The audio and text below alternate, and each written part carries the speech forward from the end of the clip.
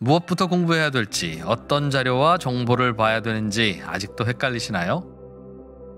포스트 코로나 시대에 방황하는 20대부터 본업에서도 투자에서도 성과를 내고 싶은 30대, 노후를 준비하는 40대, 50대까지 주식 투자의 세계에 입문하신 분들을 위해서 3프로TV가 준비했습니다. 3프로TV 주식대학 봄학기, 초보 투자자들의 멘토 염블리의 친절한 주식 기초 교육, 어떤 기업이 돈을 잘 벌고 있는지 확인하는 법부터 증권사 리포트, 기술적 분석을 통해서 수익을 내는 법까지 염블리, 염승원 부장과 함께 한 발자국씩 나아가면서 평생 투자의 기초를 탄탄하게 다지는 시간이 될 겁니다. 3프로TV가 염블리의 친절한 주식 기초 교육과 함께 여러분의 성공 투자를 응원하겠습니다. 영상 아래 링크를 통해 예약 구매하실 수 있습니다. 자, 여러분은 지금 김프로의 3프로 상담소 함께 하고 계시는데요. 일부에서도 두 분의 사연을 저희가 접했는데 쉽지 않은 그 사연에 글쎄요, 도움이 되셨는지 모르겠는데 이번 사연은 지금까지 저희가 6번째 3프로 상담소를 진행 중인데 아마 가장 좀 어려운 그런 사연이 아닌가 싶은데 제가 사연을 좀 소개하겠습니다. 주식을 하다가 1억에 가까운 원금을 날린 것으로 부족해서 빚만 1억이 생긴 30대 미혼 직장인입니다. 너무 괴로워서 인생을 포기할까 하는 생각도 했지만 열심히 채무를 갚아보려고 마음을 고쳐먹었습니다. 하지만 막상 빚을 갚으려고 하다 보니 어떤 것을 우선순위로 갚아야 하는지, 빚을 갚기 위해 소액이라도 투자해서 또 주식을 다시 하는 게 맞는 건지 고민이 됩니다. 참고로 제 연봉은 세후 4,500 정도고요. 제가 가지고 있는 빚은 1억인데 제1금융권 신용대출이 4,900만 원이 있고요. 이게 이자가 3.7%라고 하고 2천만 원 또 이자가 대출이 있는데 요건 이자가 3.5%입니다. 그리고 주식계좌 미수로 인한 게 2,500만 원, 이자도 모르겠다고 하시고요. 회사 대출 2.7%짜리 1,000만 원, 이렇게 한 1억 정도가 빚으로 되어 있는데요. 일단 회사 대출 금액은 매월 급여에서 공제하는 형태로 2022년 1월까지 급여에서 차감하니까 갚을 수가 있고, 1금융권 금액 부채는 2021년 오는 3월에 일시 상환을 해야 하는데 현재로서는 불가능한 상황이에요. 그래서 다음과 같은 세 가지 질문을 좀 드리려고 합니다. 첫 번째는 매달 이자 플러스 원금 소액을 꾸준히 갚으면 만기일에 연장을 할 수가 있을까요? 두 번째는 가능하다면 어떤 방식으로 할 수가 있는지요? 또한 주식계좌의 미수 금액은 전혀 감을 못 잡겠습니다. 질문 세 번째는 우선 빨리빨리 갚는 게 우선일 것 같은데 급여를 받는 대로 다 상환하는 게 좋을까요? 아니면 추가 대출을 받아서 미수 금액을 먼저 일시 상환하거나 주식을 하는 게 좋을까요? 열심히 갚으면 앞으로 3년 안에 갚을 수 있다는 희망으로 살아가려고 하는데 어디에 상담을 해야 될지 너무 막막해서 이렇게 고민을 남기게 됐습니다. 도와주세요. 유유.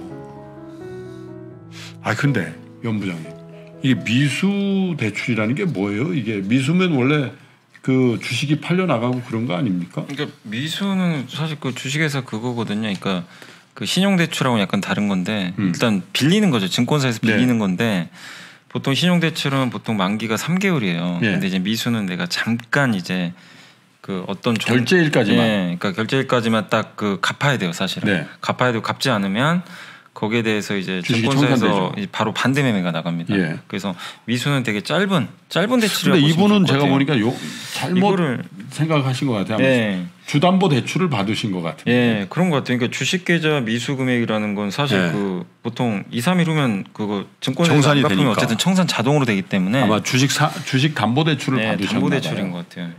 그래서 그런 것들 주식 담보 대출은 어쨌든 이제 기간이 있으니까 그 안에 갚으시면 되고 사실 이제 갚지 못하면 이것도 역시 반대 매매 나가긴 하거든요. 그래서 제가 이거를 보다 보니까 저는 사실 이게 증권 전문가지 이게 뭐 이거는 약간 이제 금리 관련해 가지고 이제 이자 물어보셔가지고 좀 그러긴 한데 일단은 그냥 제 경험도 있어요. 저도 예전에 뭐 그 이제 신용대출도 한번 받아보고 그런 경험이 있어가지고 그걸 토대로 말씀을 드리면 분명히 만기일에 아마 연장을 할 수는 있는 이게 뭐 만약에 뭐 1년, 2년 이렇게 3년 후에 갚아야 된다고 일시생활을 해야 된다고 했을 때 은행 측에 아마 얘기를 하시면 그러니까 연체만 안 하셨으면 분명히 아마 그 만기일은 연장을 할 수 있을 거예요. 근데 제가 알기로는 그 연장을 할 때 아마 그 원금의 일부는 좀 납입을 하셔야 될 거예요. 아마 어느 정도 납입을 하고 한 상태에서 만기를 계속 좀 연장하는 쪽으로 아마 그런 식으로 될 것 같은데 그거는 이건 불가능한 건 아니라고 저도 알고 있거든요. 그래서 그 은행권에 한번 미리 그러니까 그 만기가 오기 전에 지금 3월이니까 얼마 안 남았잖아요. 그래서 미리 한번 그 담당자한테 좀 찾아가셔가지고 요청을 좀 한번 상담을 받아보시는 게 일단 좀 좋을 것 같고 그래서 뭐 지금 현실적으로 지금 그 신용대출 같은 경우는 이게 좀 불가능하다고 하셨기 때문에 저는 일단 연장을 하실 수 있으면 하는 게 좀 맞다고 봅니다. 그리고 어차피 이분이 지금 급여가 소득은 있잖아요. 소득을 통해서 조금씩 갚아 나가시면 되는 거니까 그렇게 좀 해석하시면 될 것 같고 그 다음에 일단 물론 당연히 빨리빨리 갚으면 물론 좋긴 한데 급여를 받는 대로 이거를 뭐 다 상환하시는 것보다는 왜냐하면 이게 그 지금 급여 지금 연봉이 4,500이라고 하셨는데 사실 이제 본인 또 그 생활 자금도 있고 또 지금 물론 이제 미혼이시니까 뭐 이렇게 생활비가 아주 많이 들어갈 것 같지는 않은데 그래도 일정하게 어느 정도 필요한 자금은 남겨놓으셔야 될 것 같아요. 왜냐하면 자기가 또 급하게 사람 일이라는 건 사실 모르는 거거든요. 그래서 어느 정도의 급여는 좀 남겨놓으시고 그 외의 것들은 최대한 줄이셔서 빨리 상환하시는 게 일단 좋을 것 같고 다만 뭐 추가 대출을 받거나 아니면 이걸 가지고 또 일부 또 받아가지고 주식을 한다는 건 아직은 생각할 단계는 아닌 것 같아요. 왜냐하면 주식은 어쨌든 여유자금 가지고 하셔야 되거든요. 이렇게 급한 자금 내가 그러니까 우선순위가 중요한 것 같아요. 내가 지금 우선순위 어디로 두느냐. 근데 일단은 지금 일시 상환도 지금 아까 말씀하신 대로 3월 달에 본인 입장에서 현실적으로 불가능을 하셨는데 그럼 어쨌든 빨리빨리 현금을 확보를 하셔야 되거든요. 그런 상황에서 현금을 주식에 투자하면 이 주식이라는 게 내가 사가지고 일주일에 한 진짜 2배도 가고 3배도 가면 얼마나 좋겠습니까? 근데 그건 모르는 일이거든요. 손실을 볼 수도 있는 거니까 일단은 대출금을 내가 그 갚을 수 있는 한도 내에서 어느 정도 생활 자금만 좀 빼놓고 일단 갚아 나가시는 게 좋을 것 같고 어쨌든 전문가 금융권에 다 전문가분들이 있잖아요. 거기서 좀 제가 약간 좀 그 질문에 좀 상담을 드리면 제가 그래도 금리를 좀 만졌던 사람이니까 그때 이제 대출의 구성을 보면은 나쁘지를 않아요. 신용대출이 평균 이제 한 7천만 원 갖고 계신데 3.6% 정도 되거든요. 이자율이. 그러니까 아주 악성 대출은 아니에요. 다행히. 예를 들면 제2금융권 혹은 제3금융권이라고 하는 사채업 이런 쪽으로 가서 대출을 만약에 받으셨으면 이건 정말 심각한데 1금융권 대출이 대부분이거든요. 거기다가 회사 대출 1,000만 원 2.7%는 이건 그야말로 더 사실 부담이 뭐 대출이 좋다라는 건 아니지만 상환이라든지 이자율에 대한 부담이 많지 않고 일단 먼저 하셔야 될 거는 주식계좌 미수로 인한 금액 2,500만 원인데 이자도 모르고 이게 뭔지 잘 모르시는 거예요. 근데 주신 인포메이션이 한정이 돼 있어서 아마 저희가 가능하면 뭐 전화로 개별 상담을 좀 해드리면 좋을 것 같은데 지금 오늘은 통화들을 다 원치 않으신 분들만 구성이 됐거든요. 일단은 주식계좌 미수로 인한 이 정체가 뭐냐 그리고 이게 만약에 상환 의무가 있는 정말 빚이라면 지금 말씀드린 은행권이나 회사 대출 이자보다는 훨씬 높을 겁니다. 이자율이. 그거는 100%예요. 그잖아요. 그렇죠. 그러니까 만약에 상환 여력이 생기면 이런 것부터 까셔야 돼요. 그다음에 이제 우리 염수환 부장께서 좋은 말씀하셨는데 1금융권의 대출 상환은 대부분의 경우에는 연체가 없거나 이렇게 되면 연장을 해줄 수도 있는데 최근 들어 신용대출을 은행들이 좀 조이는 추가 신용대출 안 해주거든요. 그러니까 아마 상환 요구를 받으실 수도 있어요. 그죠? 그러면 이제 은행한테 가서 분할 납을 한다든지 이렇게 좀 얘기를 하시고 또 연체가 중요한 이유가 신용대출을 조이지 않더라도 기간 중에 본인의 크레딧이 낮아지면은 상환 요구를 할 수가 있어요. 근데 기간 중에 이런 경우가 있습니다. 여러분 이거는 상식이니까 알아두세요. 내가 대출을 지금 1억을 갖고 있어요. 그래서 대출 이자를 4%를 내고 있습니다. 근데 제가 기간 중에 자산이 늘거나 혹은 승진을 했어요. 연봉이 늘었어요. 예를 들면 연봉은 다 은행에서 조회가 되거든요. 그러면 은행에 가셔서 내 금리를 낮춰달라고 요구하실 수가 있어요. 근데 그 권리를 잘 모르시거든요. 그게 대출 이자 인하 요구권인가 그래요. 그게 법적으로 요구가 있어요. 그리고 은행은 만약에 이 차주죠.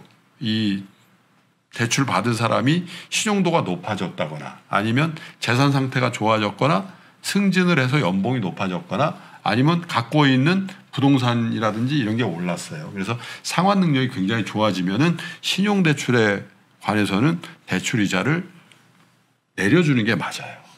근데 이분 같은 경우에는 이제 그런 경우가 아니다 하더라도 일단 크레딧 관리를 잘 하셔야 된다. 이런 거고.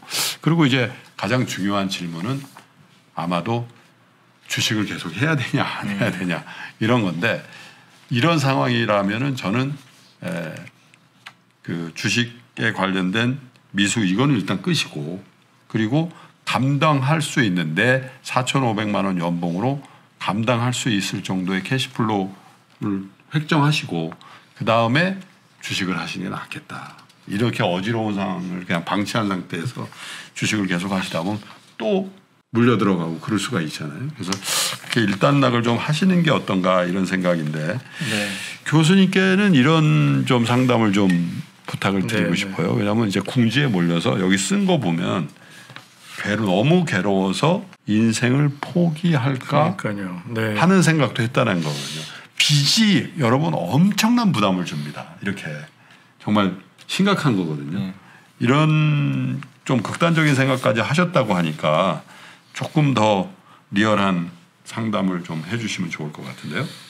인생을 포기. 이건 정말 극단적인 그렇죠. 표현이신데요. 네. 이게 뭐 자기 밉고 헛살없고 여러 가지 생각이 드셨을 것 같아요. 그래서 번아웃이라 그러죠. 이게 너무 마음이 지쳐버린 번아웃은 100% 지금 경험하고 계시지 않을까 싶고 좀 우울도 있지 않으실까. 그러겠죠. 우울증도 네. 이런 생각이 듭니다. 특히 젊으시기 때문에 제 입장에서 보면 젊은 분들은 이게 또 에너지가 넘치다는 게 다른 각도에서 보면 충동성이 있어서요. 네. 막 너무너무 힘들어가 아니라 이 진짜 뭐 그냥 우리가 그러니까 도움을 드리자는 차원에서 말씀드리는데 사는 거랑 죽는 거랑 비슷한 정도인데 거기 충동성이라는 좀 안 좋은 에너지가 탁 더해지면 안 좋은 행동이 퍽 나올 수 그렇죠. 있거든요. 실제로는. 근데 충분히 뭐 그 이상 힘드셨을 것 같고요. 지금 지금까지 본 사연 중에 보고서처럼 딱 1, 2, 3, 1, 2, 3, 4 그러니까요. 이렇게 정확하게 아마 일처리도 굉장히 일도 잘하시는 분 같은데 전 잘 모르지만 주식 관련된 거에 대해서는 이자도 모르겠다 쓰신 걸 보면은 이게 지금 막 회피하는 마음도 있고 맞아요. 지금 네. 간신히 제가 진절이 치는 거지. 제가 보기 간신히 쓰신 것 같아요. 이게 너무 맞아요. 힘들어서. 근데 네. 그래서 역설적으로 오늘 자꾸 연결이란 말을 하게 되는데요. 지금 뭐 여러 가지 계획, 뭐 정보 중요한데 이게 이제 좀 금방 되는 건 아니지만 지금 이 세 번째 사연자분께 지금 제일 필요한 거는 긍정성입니다. 긍정적으로 보자 이런 게 아니라요. 네, 우리 마음에는 이 긍정의 탱크가 있는데 너무 이렇게 힘든 일이 생기면요, 거기가 이 동맥경화가 와서 이렇게 막히게 되거든요. 그래서 오늘 너무 잘하셨어요. 이렇게라도 오픈한 게. 네, 사실은 지금 제가 보기에는 우울하다고 하는 우울증이 심한 우울증이 아닙니다. 제가 좀 표현을 그냥 좀 재밌게 하면요. 말도 안 해. 네. 진짜 우울이 심하면요, 약간 좀 건조해진 거거든요. 그래서 오늘 이렇게 막 1, 2, 3, 4 이렇게 쓰는 것도 약간은 제 추측이지만 좀 너무 메말를 정도로 번아웃이 돼서 지치시지 않았나 싶습니다. 제 입장에서 주식을 하느냐 안 하느냐는 지금 결정이 좋게 되실 수가 없는데 상황이기 때문에 뭐 그 모든 거는 조금씩 내 마음이 회복되는 게 필요하고, 일단 그래서 이런 내 긍정성을 회복하는 데 입장에서 제일 중요한 건 오늘도 너무 잘하셨어요. 이것도 연결이거든요. 아마 우리 소장님이나 우리 염블리 부장님 내용도 중요하지만 누군가 내 사연에 반응해 주는 거. 그리고 신기한데 누가 내 사연을 이렇게 얘기해 주는 게 그 자체도 상당한 위로가 그렇죠. 됩니다. 그래서 전 일단 사연 잘 보내셨다 말씀드리고 싶고요. 뭐 지금 너무 큰 괴로운 상황에 있으시지만 객관적으로 보면 지금 돌파하실 수 있잖아요. 그럼요. 지금 또 소득이 있으시니까. 네, 그래서 그죠? 거기에 약간의 이게 사람 긍정성이 들어오면 시나리오가 좋게 약간 바뀝니다. 지금 끝장날 것 같으니까 극단적인 생각도 하는데 그래서 주변에 맞아요. 이게 뭐 가깝지도 않은 사람한테 막 얘기하시면 더 안 좋고요.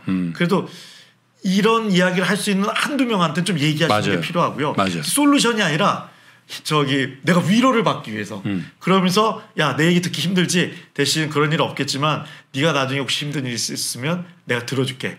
만약에 없으면 내가 좀 이거 대출 갚는 내가 너 맞아요. 소맥이라도 한 잔 쏠게 해서 이제 움츠려 드시게 되는데요.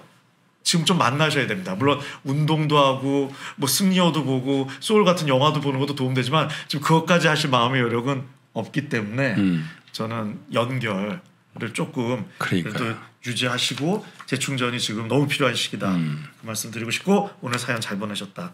말씀드리고 싶습니다. 근데 이제 예전에 이제 돌아가신 저희 어머니가 제가 젊었을 때 그런 얘기를 자주 하셨던 기억이 나는데 야야 뭐 어쨌든 간에 건강만 하면 돈은 다 돼 있다. 그런 얘기를 네, 그런 얘기를 많이 하셨어요. 아니 50 넘으니까 그게 좀 되는 것 같은데 30대 때 그게 될까요? 아니 근데 왜 제가 그러냐면은 제가 95년도에 결혼했단 말이에요. 네. 29에. 그때 제 재무 상태가 이분만큼 안 좋지는 않았지만 비슷했어요. 예. 제가 전세 3,300만 원인데 그건 다 빚이고 회사 대출, 네. 은행권 대출 거기다가 제 주식 계좌가 망가져 있었기 때문에 그때 정말 이게 진짜 어렵더라고요. 하물며 전세 대출에 그 일정 부분 전세금의 일정 부분이 있었는데 그 전세금으로도 대출을 받은 적이 있었거든요. 그래서 제가 너무 막 그 마음이 좀 어려워서 우리 그 와이프한테 얘기를 못했어요. 한번 방송에도 얘기했나? 근데 한번 얘기하려고 굳은 결심을 먹고 이제 신혼초인데 강화도를 갔거든요. 그래서 강화도 가서 이제 회에다가 소주 한 잔 먹고 얘기하려고. 근데 집사람이 술 한 잔도 못 해요. 네. 저 혼자 소주 2병 먹고 그냥 그 횟집에서 자버렸네. 그리고 얘기를 못 하고 온 건데 그 다음 주부터 주식이 되기 시작하는데 진짜 그 다음 주부터 주식이 이렇게 회복되면서 그래서 제가 채무도 상환도 하고 그랬던 기억이 나요. 근데 어쨌든 그 한참 지난 다음에 이제 경제적으로 이제 안정되고 많이 이렇게 한 다음에 옛날에 그런 적이 있었다니까 그랬더니 에이 장난치고 있어. 네? 그런 생각이 있었는데 하여튼 그 이후로는 제가 97년 이후로는 빚을 지어본 적이 없는데 대출 통장이 4-5개 있을 때 그 심정을 저는 좀 알거든요. 아니 뭐 대출 빚이 1억 가지고 목숨을 생각해 이렇게 생각할 분도 있잖아요. 근데 절대 그렇지 않다. 빚이 주는 그 중압감이 엄청나죠. 그리고 앞길이 잘 안 보이니까. 맞아요. 그죠? 그리고 이제 성격이 예민한 분이지. 네. 그죠? 그리고 뭐 남의 돈 빌려가지고 막 이런 분도 있지만 진짜 저 100만 원, 200만 원이라도 빌리고는 못 견디는 그런 분들이 있잖아요. 저도 그런 성격이라서. 예? 저도 그런 성격이라서. 그런 성격이세요? 네. 지금 대출 많이 있으세요? 아니 대출은 없는데 저도 네. 누군가한테 갚아야 될 돈이 뭐 10만 원이든 20만 원이든 있으면 계속 그 생각만 나죠. 그 생각이 자꾸 나요. 그때 스스로 막 괴롭고 막. 지금 갚아야 그런 거 될 게 없습니다. 있으세요 지금? 예? 갚아야 될 게 있으시다고요. 정확하게 보셨네요. 노래를 제 얼굴이 좀 어두웠나요? 아니 노래를 갚으셔야 된다. 예. 노래.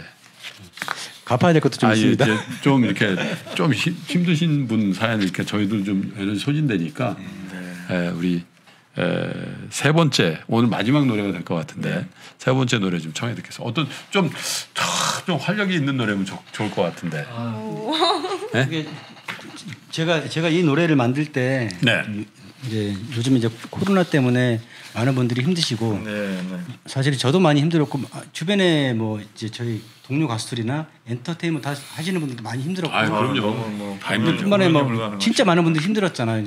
이런 분들에게 함께 좀 이렇게 위로를 나누고 좀 희망을 나눌 수 있는 그런 노래를 만들어 보고 싶다라고 네. 해서 이제 제가 신곡을 제가 만들었는데 사실은 이 노래가 아직까지 발매도 안 됐어요. 여기 처음이에요? 예, 여기가 이제 원래 이제 제 예전에 활동할 때는 이제 뭐 지상파 방송 어디에서 이제 뭐 컴백을 하고 이렇게 했잖아요. 근데 요즘에 저희가 방송도 많이 이제 거의 이거 안 하고 완전히 있어요. 그냥 처음 세상에 공개되는 노래입니다. 네, 세상에 처음 음원 사이트에도 아직 안 올렸어요. 예, 올라가지 않았어요. 3월 3일 날 네. 3월 3일 날 이제 발표가 되는데요. 그래서 저희가 사실은 이 노래 연습도 많이 안 돼 있고 그냥 살짝 좀 깔고 왔고 그리고 또 혹시나 가사를 까먹을까봐 제가 가사집까지 뽑아서 이렇게 와가지고 그 정도로 좀 많이 좀 양해해 주시기 부탁드리고 가사 중에 좀 세 번째 사연 주신 분한테 좀 들려주실 만한 가사 있으실 것 같아요. 그러니까 그대 마음은 지금 웃고 있나요? 노래 제목 이거거든요. 그러니까 나는 있는 그대로의 나이다. 이런 말입니다. 노래 가사 내용을 잘 들어보시면 좀 위로가 되지 않을까 생각이 들어요. 네. 시작이 반이랍니다라는 가사가 있어요. 아, 그래요? 네. 그리고 이제 그 곡의 브릿지로 가면 그대 마음을 아프게 한 걸 잘 알고 있죠. 하지만 걱정 말아요. 금세 다 지나갈 거야. 이런 구절이 있어요. 금세 다 지나갈 거니까 네, 이 힘내십시오. 부분의 가사를 저도 너무 좋아하거든요. 세 번째 사연 주신 분한테는 아직 그럴 여유는 없으시겠지만 제가 볼 때는 거의 선물 주시는 거예요. 자, 네, 그럼 맞아요. 비주에 정말 이 세상에 처음 공개되는 그대 마음은 지금 웃고 있나요? 청해 듣겠습니다.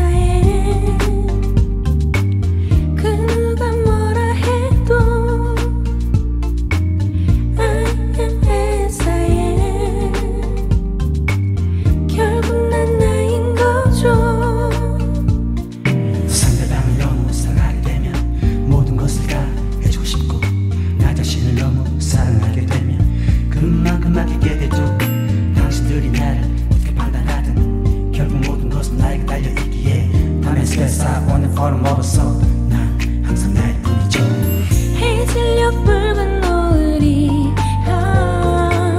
너무나 아름다워 보여. 하루 종일 어땠나요 그때 한숨 섞인 나를 보냈나요. 거울 보며 혹시 울었나요. 괜찮아요 다. 우리 마음속에는 힘없는 작은 한 사람 늘 끝내지 못해 그 자리 늘 같은 곳에 서 있죠. 한 발만 떼어보아요. 시작이 힘들 뿐이죠. 조금만 손 내밀면 닿아요. 난 그대를 믿어요. 다 같이 손을 흔들어 Come on 다 같이 함께 웃어요 Come on 다 같이 손을 흔들어 Yeah 다 같이 함께 웃어요 Come on What a reason I'm smiling 그렇게 말해줘 네 자신에게 끊임없이 너만을 생각해 1초도 떨어지지 말고 Every day, every night, every time 네 자신의 예산에 빠져봐 I want to be my friend 네 손을 잡아줄 한 사람 달콤한 세상에 반해 욕심이 지나쳤었나요. 몇 번이나 웃었나요 그때 눈물 섞인 밥을 먹었나요. 술 한 잔이 생각났었나요. 실망 말아요. 우리 마음속에는 그 작은 한 사람 더 높이 뛰지 못해 그 자리 늘 같은 곳만 맴돌죠. 한 발만 떼어보아요. 시작이 반이랍니다. 조금만 손 내밀면 닿아요.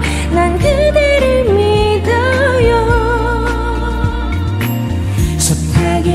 안겼던 날이 그대 마음을 아프게 한 걸 잘 알고 있죠.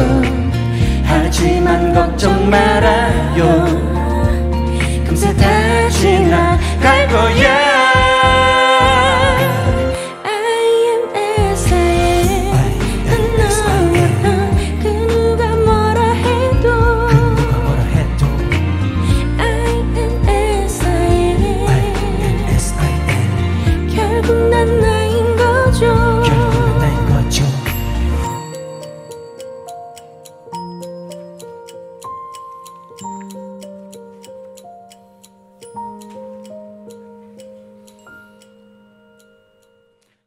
매달 월급처럼 따박따박 배당을 받는 ETF, 그리고 1년 사이에 10배가 오른 테슬라, 미국 시장에 상장을 준비하는 쿠팡까지.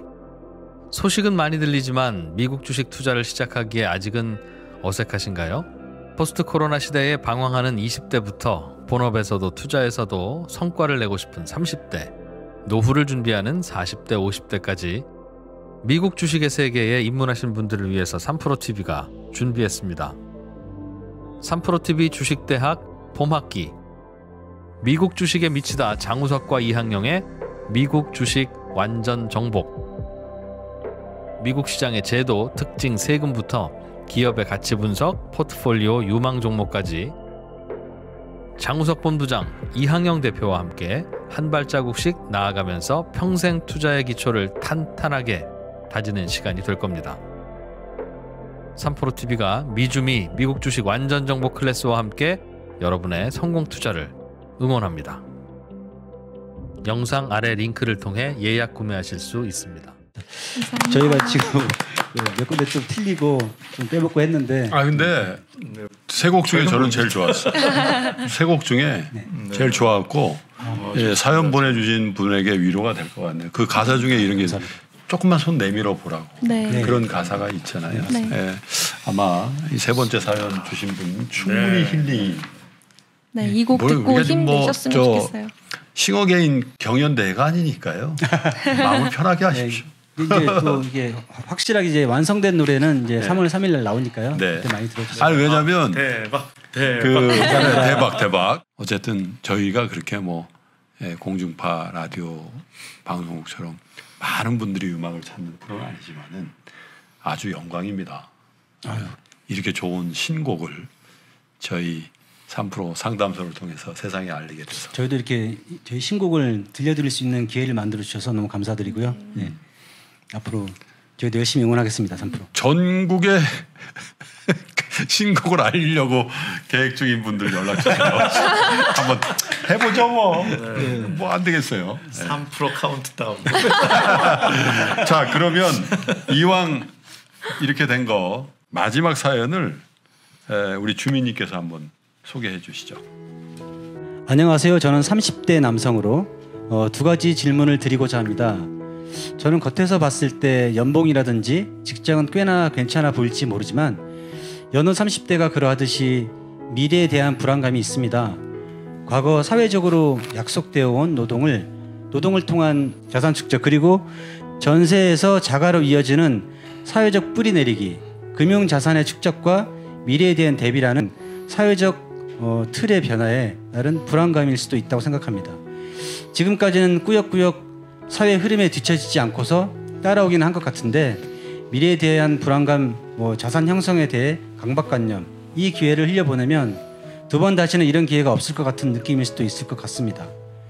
저는 주식을 해오면서 분기에 한 번 정도 중간중간 글을 쓰면서 시장에 대한 생각을 정리하고 마음을 다잡아 왔지만 평정을 유지하고 포지션을 지키는 게 쉽지 않을 것 같습니다. 또한 저를 중심에 놓고 생각을 가다듬어야 되는데 자꾸 타인과의 비교를 통해서 행복이나 우월감을 느끼려 하는 모습도 있는 것 같습니다. 김프로님이나 주식의 고수분들은 투자를 하시면서 어떻게 마음의 평정을 유지하는지 궁금합니다. 두 번째 질문입니다. 저는 이전까지는 목돈을 모아서 아파트를 구입을 했고 2년 전부터 매달 일정 금액 적립식으로 주식을 해서 5천만 원 정도가 있습니다. 물론 주택담보대출도 있어서 150만 원 원리금 상환, 150만 원 국내 주식, 150만 원은 해외 주식, 50만 원은 안전 자산인 금 달러에 묶고 있습니다. 금액은 크지 않은데 여러 방향으로 투자가 분산되다 보니까 획기적인 수익을 내지 못하는 것 같아서 방향을 좀 더 집중해야 하나 그런 싶은 생각도 들고 마이너스 통장을 활용해서 투자를 해볼까 하는 생각도 듭니다.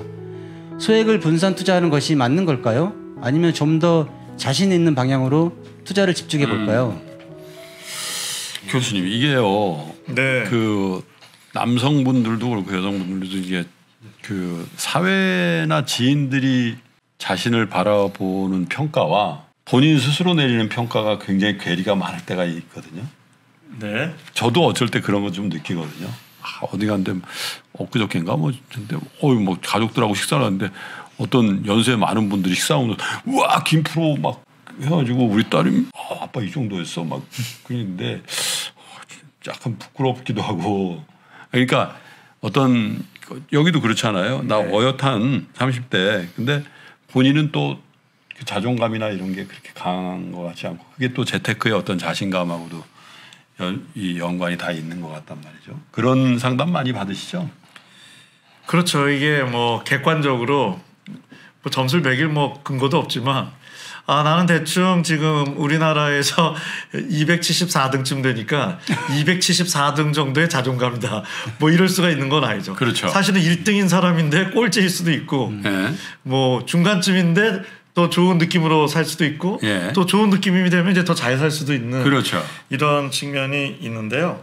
그래서 여기 마음 관리에 대해서 얘기해 주셔서 일단 30대 분이 지금 뭐 집도 하시고 투자도 잘하고 계시고 제가 보기에는 거기에 마음 관리 질문까지 하신다는 거 보면 일과 삶의 균형까지 얘기하시는 거니까 30대 때 이 삶의 컨텐츠가 뭐 이 정도 풍부하면 어떻게 더하다 보면은 이 과시가 아닌가 싶으실 정도로 저는 훌륭하시다 말씀드리고 싶고요.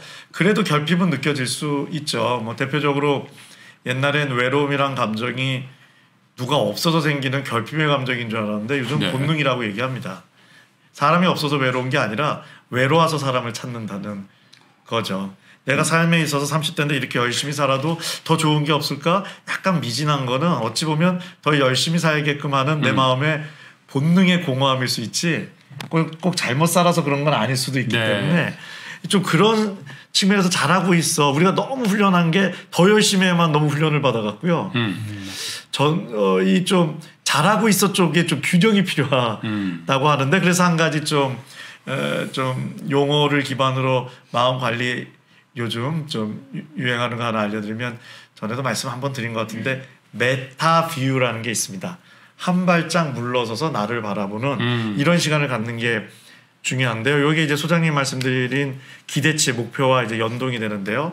메타뷰로는 뭐 여러 가지 뭐 좋은 음악을 듣는 거 오늘 우리가 좋은 음악 듣고 이런 것도 다 뭐 자연을 즐기는 거 다 있는데 제일 간단히 산책을 제가 예로 들어볼게요. 네, 산책은 거의 음악을 싫어하는 분들이 있을 수 있고 또 어떤 분은 뭐 미술이 싫은 분도 있을 수 있고 저는 미술보다 음악이 훨씬 좋고 다 선언이 있지만 산책은 좀 거의 우리 마음에 좀 기본 세팅된 프로그램 아니냐. 뭐 산책 나 싫어해. 이런 별로 없죠. 네네.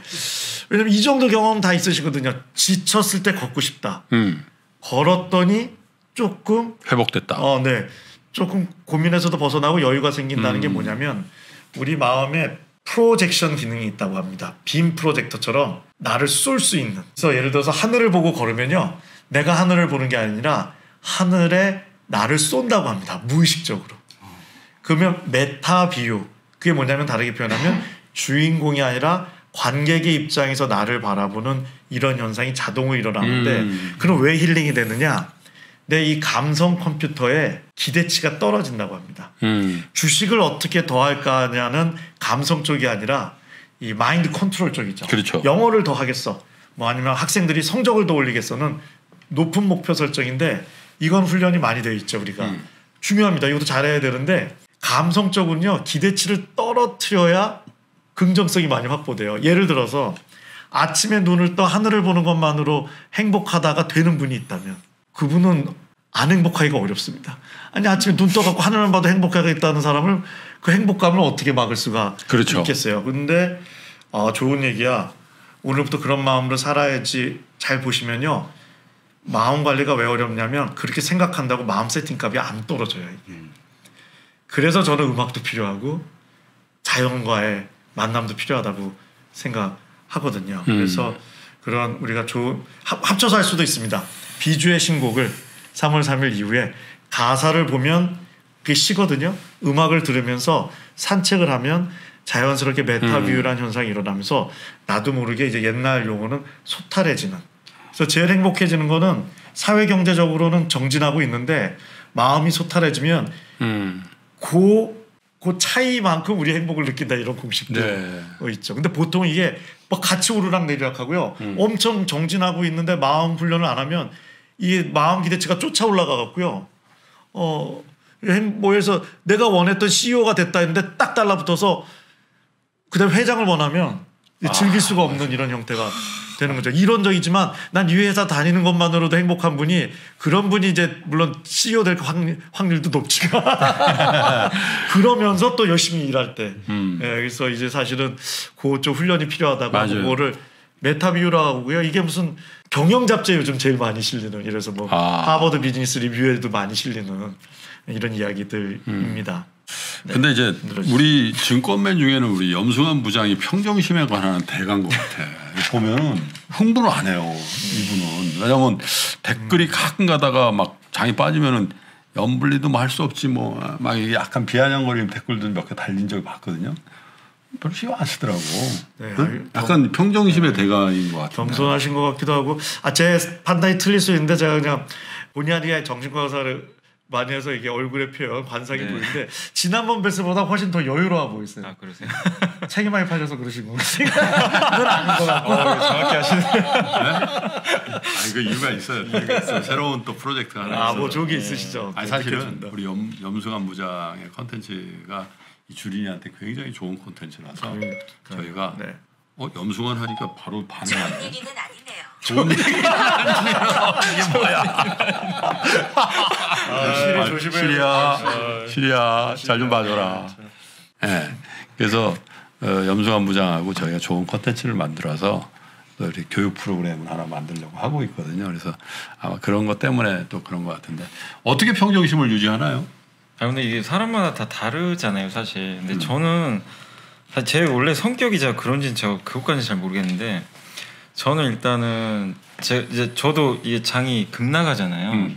당일날은 당연히 이제 그렇게는 안 비치는데 저도 엄청 스트레스 많이 받아요. 아 그래요? 당연히 받아요. 근데 이제 표현은 잘 안 하는 편이라서 그렇긴 한데 제 스스로 좀 그래도 좀 평균식 유지해야 되겠다 하는데 당일날은 저도 어쩔 수가 없어요. 뭐 이렇게 어떤 종목이나 이런 것들이 뭐 폭락을 한다거나 그럴 때는 저도 사실 멘탈이 당연히 흔들리죠. 근데 이제 그럴 때마다 한 번씩 뭐 그냥 되짚어봐요. 이게 지금 이렇게 흔들리는 게 과연 정상적인 건가? 내가 또 뭘 놓치고 있는 건가? 그렇게 또 생각도 해보고. 근데 그게 문제 없으면 일단은 그냥 저는 약간 스타일이 좀 그런 것 같아요. 그냥 견디는 스타일 같아요. 그냥 이것 좀 표출하는 스타일보다는. 그리고 저는 이제 되게 좀 성격이 그 당일날은 되게 예민한데 좀 신기하게도 잠을 자고 일어나면요 다 까먹어요. 잠을 잘 주무시는구나. 그러니까 이상하게 전날 폭락을 해도 다음날 되면 새로워요. 뭔가 또 오늘 또 새로운 일이 벌어질 것 같고 다 잊어버려요. 그래서 저는 제가 이렇게 이제 시황 방송한 지가 작년 8월부터 했으니까 꽤 됐잖아요. 그 3프로 TV에서. 네, 특히 그때가 9월, 10월이 저도 되게 힘들 때였어요. 어려웠죠. 근데 제가 아마 이런 성격 아니었으면 저도 아마 중간에 아마 그만뒀을지도 몰라요. 사실은. 그 정도예요? 그러니까 만약에 이런 성격이 아니었으면. 그렇죠. 왜냐면 시장이 너무 막 이렇게 변동성이 크니까. 또 왜냐면 투자분들도 되게 예민하잖아요. 근데 또 뭐 화학이라고 사실 그게 맞았는데 그 순간에는 약간 투자자들 입장에서 약간 빈정상할 만한 발언을 우리 둘 다 했거든. 예. 둘 다. 작년에 기억납니다. 네. 그래서 욕 많이 먹었지 초반에. 그래서 그때도 그 당일은 저도 힘들었죠. 사실은 힘들었는데 다음날 일어나서 이게 제가 한 발언하고 그러니까 계속 그거를 생각을 해요. 내가 뭘 잘못했나. 아니 근데 내가 합리적으로 추론을 하고 그런 거면은 저는 약간 이제 그런 스타일이다 보니까 그냥 저는 사실 또 아시겠지만 할 말을 하거든요.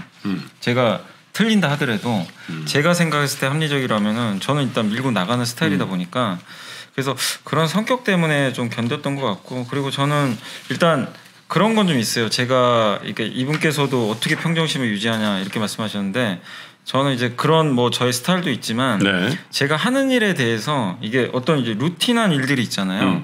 저의 뼈대가 있죠. 뭐 제가 이제 아침에 시험 방송하고 고객들 상담도 하고 그런 그 중요한 업무들이 있다 보니까 그런 일들을 매일매일 반복하니까 그런 일을 반복하면서 어떻게 보면은 중간중간 잊어버리는 거죠. 제가 일을 꾸준히 하다 보니까 네. 그런 좀 뭐 흔들리는 상황들이 발생해도 내가 하는 일이 있기 때문에 그런 것들이 다 튕겨져 나가는 것 같아요. 네. 중간중간. 그래서 제가 말씀드리고 싶은 거는 그냥 본인이 지금 잘하고 계시고 하고 있는 일에 대해서 전혀 거기에 대해서 의심을 하지 않으셨으면 좋을 것 같아요. 뭐 그게 투자가 됐건 뭐가 됐든 간에 그리고 꾸준히 할 수 있는 일이 하나는 있었으면 좋겠어요. 그러니까 그게 투자로 친다면 투자할 때 뭐 여러 가지 방법으로 많이들 투자를 하시잖아요. 근데 자기만의 루틴을 만드셨으면 좋겠어요. 나는 아침에 출근해서 뭐 어떤 보고서를 보고 중간에는 시세 안 보고 그다음에 중간에 이동하면서 뭐 뉴스나 이런 거 체크하고 저녁에 내 포트폴리오 한번 점검하고 뭐가 잘못됐나 그런 자기만의 하루 그렇군요. 루틴 있잖아요. 네. 그런 걸 하나 딱 만들어 놓고 꾸준히 하시면 사실 이게 뭐 어느 날은 흔들릴 수도 있지만 장기적으로 했을 때는 크게 흔들릴 이유가 네. 없거든요. 예, 그렇게 좀 하시면 좋을 것 같아요. 평정심을 유지하기 네. 위해서. 교수님 뭐 또 다른 노하우가 막 이렇게 요동을 칠 때 있잖아요. 사실 저도 막 그럴 때 있거든요. 네, 연 부장님이 말씀하시는 저 버틴다는 거 중요합니다. 버텨야 될 때 행동하면은 좀 문제가 일어날 수 있어서 사실은 힘들 때 힘든 감정이 드는 거는 정상인데 요즘 약간 그 들어보셨을 텐데 행복 중독이다, 행복 강박이라는 게 뭐냐면 기분 좋은 거를 행복이라고 해석하는 게 그렇죠. 현대인들한테 많은데 뭐 이 연구하기는 어렵지만 혹자들은 우리가 살면서 제일 많이 느끼는 감정이 우울이랍니다. 그래서 제가 드는 생각이 뭐 얘기도 많이 하는데 좀 이상한 얘기지만 우울을 즐길 수 없으면 인생이 행복하기가 어렵다. 그러니까 내가 잘못 살아서 우울한 게 아니라 원래 우울하다. 그러니까 그 우울도 마치 관객으로 빠져서 보면 막 즐거울 수는 없지만 워낙 인생이라는 게 굴곡이 있고 사실 음악이라는 것도 인생이 맨날 뭐 좋기만 하면 존재했을까요? 인류와 함께. 그렇죠. 예.